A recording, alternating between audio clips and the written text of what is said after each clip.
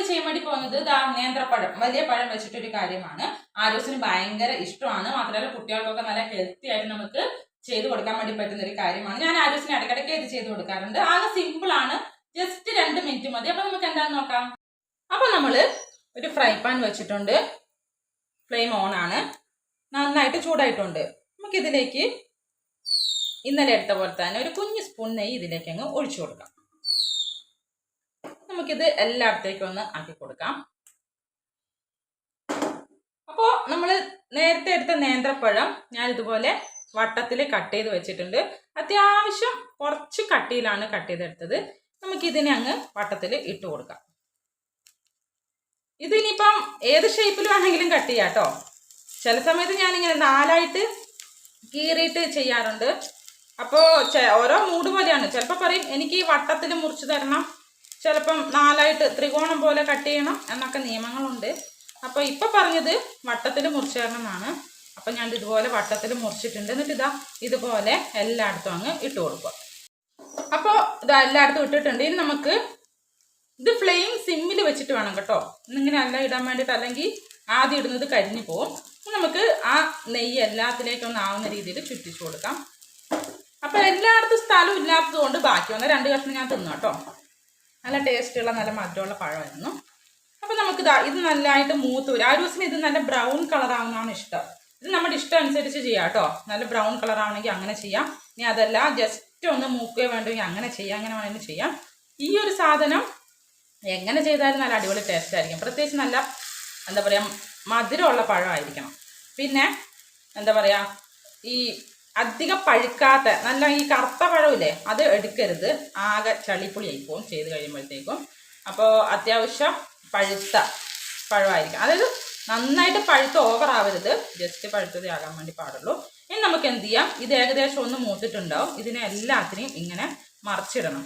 ഇതാണ് ഏറ്റവും വലിയ ടാസ്ക് ഈ ഒരു കാര്യത്തിൽ. അതായത് എല്ലാത്തിനും ഇതുപോലെ നമ്മൾ മറിച്ചിടണ്ടേ. അപ്പം ഇങ്ങനെ ഓരോന്നായിട്ട് എല്ലാം മറിച്ചിട്ട് കൊടുക്കും. അപ്പം ഞാൻ വളരെ കഷ്ടപ്പെട്ട് എല്ലാം മറിച്ച് വെച്ചിട്ടുണ്ട്. കണ്ടില്ലേ, നല്ല ബ്രൗൺ കളർ ആയിട്ടുണ്ട്. അപ്പോൾ ആരൂസിന് ഇതാണ് ഇഷ്ടം. എനിക്കും ഇതുപോലൊക്കെ തന്നെയാണ്. എല്ലാം കുറച്ച് നല്ലോണം മുരിയുന്നതാണ് ഇഷ്ടം. അപ്പോൾ എല്ലാം മറിച്ച് വെച്ചിട്ടുണ്ട്. ഇനി നമുക്ക് കുറച്ച് പഞ്ചസാര, ഒരു സ്പൂൺ തികച്ച് വേണമെന്നില്ല, ജസ്റ്റ് ഇതിൻ്റെ മുകളിലൂടെ അങ്ങ് വിതറി കൊടുക്കാം. അപ്പോൾ ഇത് മെൽറ്റ് ആയിക്കോളുമല്ലോ ഓട്ടോമാറ്റിക്കായിട്ട്. മധുരം ഉള്ളതായാലും ഇല്ലാത്തതായാലും ജസ്റ്റ് പഞ്ചസാര ഇട്ട് കൊടുത്താൽ നല്ല ടേസ്റ്റ് ആയിരിക്കും. അപ്പോൾ പഞ്ചസാര കുറച്ച് സമയം കഴിയുമ്പോഴത്തേക്കും ഒന്നുകൂടി മെൽറ്റ് ആയിക്കോളും. ഇനി നമുക്കിതിലേക്ക് ഒരു 1/2 സ്പൂൺ നെയ്യും കൂടി ജസ്റ്റ് ഇട്ട് കൊടുത്തേക്കാം. അല്ലെങ്കിൽ ഭയങ്കര ഡ്രൈ ആയ പോലെ ഉണ്ടാവുമല്ലോ. അപ്പം അതിന് വേണ്ടിയിട്ട് കുറച്ച് നെയ്യും കൂടി ഇട്ട് കൊടുത്തേക്കാം. എന്നിട്ട് നമുക്ക് എന്താ പറയുക ഒന്ന് ഫ്ലെയിം ഫുള്ളിൽ ഇട്ട് കൊടുക്കാം. അപ്പോൾ ഇതൊന്ന് പെട്ടെന്ന് മൂത്തോളും. എന്നിട്ട് ഇതിനെ മൊത്തത്തിലൊന്ന് ഇളക്കി കൊടുക്കാം. മൂത്ത് വരുന്നതേ ഉള്ളൂ. അപ്പം എന്നോട് പറഞ്ഞാൽ നല്ല ബ്രൗൺ കളർ ആയിരിക്കണം എന്നാണ്. അപ്പം നമുക്കതിലേക്ക് കുറച്ച് എന്താ പറയുക നമ്മുടെ കിസ്മിസും കൂടി ഇട്ട് കൊടുത്തേക്കാം. ഏതായാലും കഴിക്കുമ്പോൾ നല്ല ടേസ്റ്റ് ആയിക്കോട്ടെ. അപ്പോൾ ഇത് നന്നായിട്ട് ഇളക്കി എടുത്ത് നല്ല ബ്രൗൺ കളർ ആവുന്ന വരെ നമുക്കിതിനെ ഒന്ന് വഴറ്റിയെടുക്കാം. അപ്പോൾ ഇത് ഏകദേശം നന്നായിട്ട് വഴന്നിട്ട് വന്നിട്ടുണ്ട്. അപ്പം നമ്മുടെ മുന്തിരിങ്ങ, ഉണക്കമുന്തിരി നമ്മൾ ഇട്ടിട്ടുണ്ടല്ലോ, അപ്പോൾ അതും കൂടി നന്നായിട്ട് നല്ല ബോളായിട്ട് വന്നിട്ടുണ്ട്.